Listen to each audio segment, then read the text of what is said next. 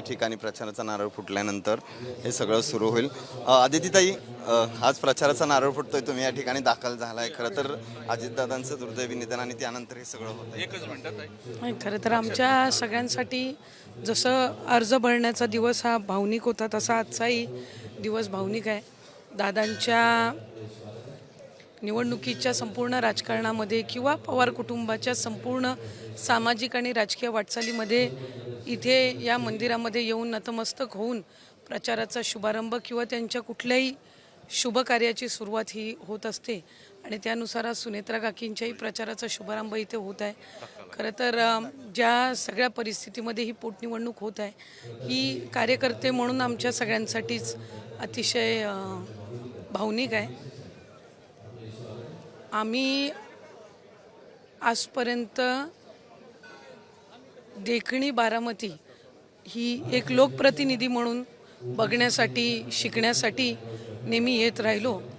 कधी प्रचारासाठी येण्याची कधी गरजही पडली नाही. तसं पाहायला गेलं तर आजही आहे, अशातला काही भाग नाही. संबंध जो बारामतीचा परिवार आहे, म्हणजे कार्यकर्ते जे आहेत, सगळे मतदार बंधू भगिनी आहेत, हे सुनेत्रा काकींसोबत आहेतच. त्यांचे असंख्य सहकारी आहेत, दादांचे असंख्य सहकारी आहेत, ह्या आहेतच.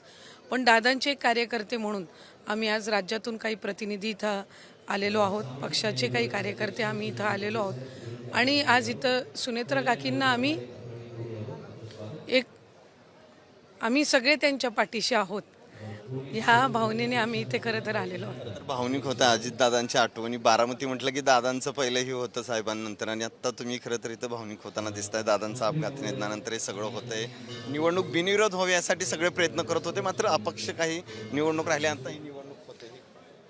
खरं तर आम्हाला सगळ्यांनाच वाटायचं की ज्या परिस्थितीमध्ये ही पोटनिवडणूक आहे तर ती बिनविरोध व्हावी, अशी आमची सगळ्यांची साधारणपणे इच्छा होती. काही अपक्ष उमेदवार निवडणुकीच्या रिंगणात आहेत.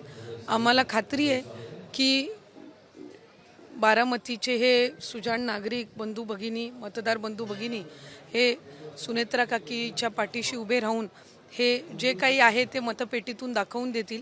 पण शेवटी निवडणूक आहे आणि आपण खऱ्या अर्थानं लोकशाही आहे आणि त्या ह्याच्यानी सगळे निवडणुकीच्या रिंगणात उतरलेले आहेत.